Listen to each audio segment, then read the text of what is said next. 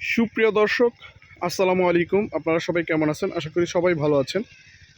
আজ অনেক দিন পরে আপনাদের মাঝে আমি আমার কৃষি অ্যান্ড খামার প্রজেক্ট থেকে নতুন একটা ভিডিও নিয়ে হাজির হয়েছি। আজকে আমি আপনাদেরকে দেখাবো আমার ধুন্দুলের বাগান, এবং ধুন্দুলের নিচে আমি আসলে কচু গাছ লাগাইছি, লতি কচু। দেখতে পাচ্ছেন আসলে এই লতি কচু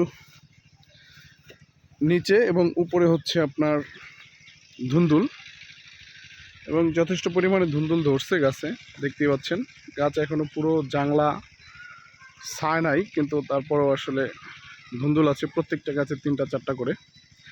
আসলে এটা হচ্ছে হাইব্রিড জাতের ধুন্দুল, যে কারণে এরকম।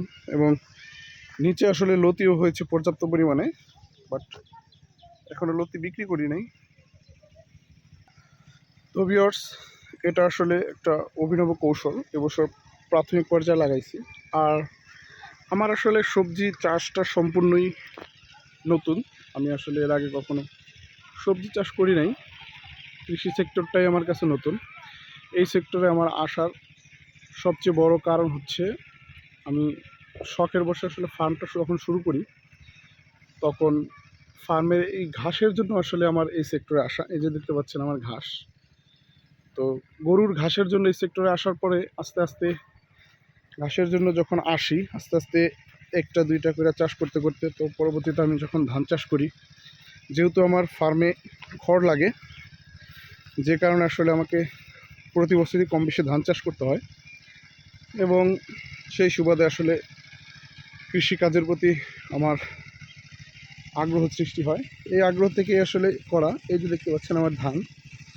আমি আসলে আপনাদেরকে আমার নতুন চ্যানেলটা করার পরে আসলে আমি খুব বেশি একটা ভিডিও আপলোড করিনি। আপনাদেরকে এইগুলো চাষ এবং চাষের কৌশল সম্পর্কে আমি জানাইনি।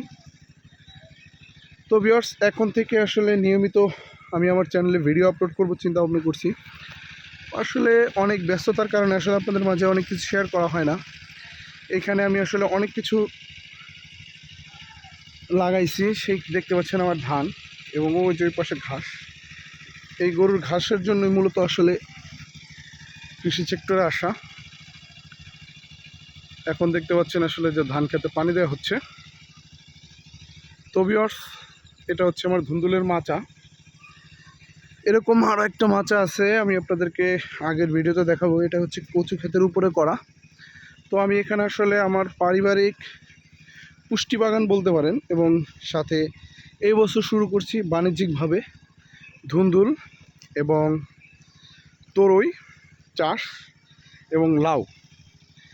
এই 3টা জিনিস আসলে বাণিজ্যিকভাবে শুরু করছি। কচুটাও বাণিজ্যিকভাবে, তবে পরীক্ষামূলক। এখানে প্রায় 300 পিসের মতো কচু লাগাইছি। আমার কচু থেকেও আশা করছি ভালো প্রফিট হবে। তো ভিউয়ার্স, আজকে অনেক দিন পরে আপনাদের মাঝে আমার কৃষি ফার্মের একটা ভিডিও দিলাম। খুব বেশি সময় নেব না। এই যে দেখতে পাচ্ছেন একটা গাছে কতগুলো ধুন্দুল আসলে। তো ভিউয়ার্স, সামনে আমি রোজার ঈদে আমার ফার্মের 2টা গরু ছিল, বেশি গরু ছিল না। দেশের সার্বিক পরিস্থিতি ভালো না হওয়ার কারণে আসলে আমি গরু কিনতে পারি নাই। 2টা গরু রোজার ঈদে সেল করে দিছি। তো ভবিষ্যতে আসলে আমি গরু কিনবো, আপনাদেরকে সেই ভিডিও দিব আসলে।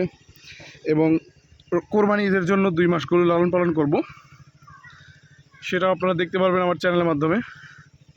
এই যে দেখতে পাচ্ছেন, এখানে আমি আসলে খাওয়ার জন্য উস্তা লাগাইছিলাম। এইখানে আসলে এই উস্তা গাছ, এখানে ঘাস এবং উস্তা গাছ একাকার হয়ে গেছে। তো এখানে হাত দিলে আসলে উস্তা পাওয়া যায়, চোখে দেখা যায় না। এই দেখছেন আমার লাউ বাগান। লাউ বাগানে অলরেডি লাউ চলে আসছে। তো আমরা এই লাউটা হচ্ছে আমার বাণিজ্যিক প্রজেক্ট। এখানে প্রায় 4-5 কাঠার মতো জায়গা হবে,